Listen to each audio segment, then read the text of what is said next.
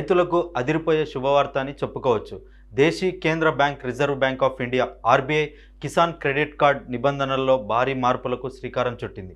సాగు రంగంలో వస్తున్న మార్పులను దృష్టిలో ఉంచుకొని పాత మార్గదర్శకాలను సవరించాలని నిర్ణయించింది.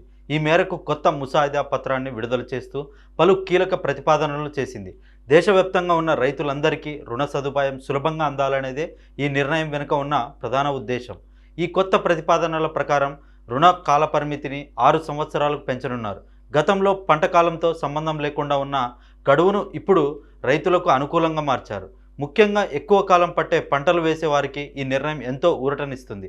దీనివల్ల రైతులు తమ రుణాలను చెల్లించేందుకు తగిన సమయం దొరుకుతుంది.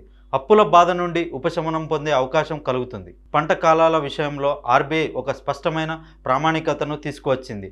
తక్కువ కాలంలో చేతికి వచ్చే పంటల చక్రాన్ని 12 నెలలుగా నిర్ణయించారు. అలాగే ఎక్కువ కాలం పట్టే పంటల గడువును 18 నెలలుగా ఖరారు చేశారు. దీనివల్ల బ్యాంకులు రుణాలను మంజూరు చేసే సమయంలో ఎటువంటి గందరగోళం ఉండదు. రీపేమెంట్ షెడ్యూల్స్ కూడా ఒకే పద్ధతిలో సాగేలా ఈ మార్పులు దోహదపడతాయి. సాగులో ఆధునిక సాంకేతికతను ప్రోత్సహించేందుకు ఆర్బీఐ పెద్దపీట వేసింది. ఇకపై మట్టి పరీక్షలు, వాతావరణ సమాచారం పొందేందుకు అయ్యే ఖర్చులను కూడా కేసీసీ పరిధిలోకి చేర్చారు. ఆర్గానిక్ సర్టిఫికేషన్ పొందేందుకు రైతులు చేసే ఖర్చులను కూడా రుణం కింద పొందవచ్చు. వ్యవసాయ పరికరాల నిర్వహణ కోసం కేటాయించే 20% అదనపు నిధుల నుండి వీటిని భరించవచ్చు. ఇది రైతులకు సాంకేతికతపై అవగాహన పెంచుతుంది.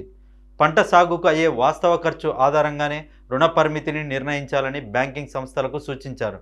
ప్రతి పంటకు విడివిడిగా ఉండే ఆర్థిక స్థాయిని పరిగణలోకి తీసుకొని డ్రాయింగ్ లిమిట్లను సర్దుబాటు చేస్తారు.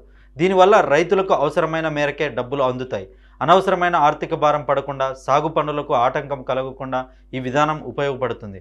ఈ ముసాయిదా మార్గదర్శకాలపై ప్రజల నుండి అభిప్రాయాలను కోరుతున్నారు. బ్యాంకులు, ఆర్థిక సంస్థలు, వ్యవసాయ రంగ నిపుణులు మార్చి 6, 2026 లోపు తమ సూచనలను పంపవచ్చు. అందరి అభిప్రాయాలను పరిగణలోకి తీసుకున్న తర్వాతే తుది నిబంధనలు ఖరారవుతాయి. ఈ ప్రక్రియలో పారదర్శకతను పెంచేందుకు ఆర్బీఐ గడువును కూడా నిర్ణయించింది. సామాన్యులు కూడా తమ సలహాలను ఈ సందర్భంగా తెలియజేయవచ్చు. గవర్నర్ సంజయ్ మల్హోత్రా ఫిబ్రవరిలో జరిగిన మానిటరీ పాలసీ సమావేశంలో ఈ మార్పుల గురించి ముందే సూచించారు. గ్రామీణ ఆర్థిక వ్యవస్థను బలోపేతం చేయడమే లక్ష్యంగా ఈ చర్యలు చేపడుతున్నట్లు తెలిపారు. కేసీసీ పథకాన్ని మరింత ఆధునీకరించి రైతులకు అండగా నిలవాలని ఆర్బీఐ భావిస్తోంది. గతంలో ఎదురైన లోటుపాట్లను సరిదిద్దుతూ ఈ కొత్త మార్గదర్శకాలను సిద్ధం చేశారు. ఈ మార్పులు అమల్లోకి వస్తే వ్యవసాయ రంగంలో రుణ పంపిణీ వ్యవస్థ సమూలంగా మారుతుంది. రైతులకు బ్యాంకుల నుండి అందే సాయం మరింత పక్కాగా ఉంటుంది. వడ్డీ భారం తగ్గడమే కాకుండా సాంకేతిక సాగు వైపు అడుగులు పడతాయి. ఈ ప్రతిపాదనలు సాగు రంగానికి కొత్త దిశను చూపుతాయని భావించవచ్చు.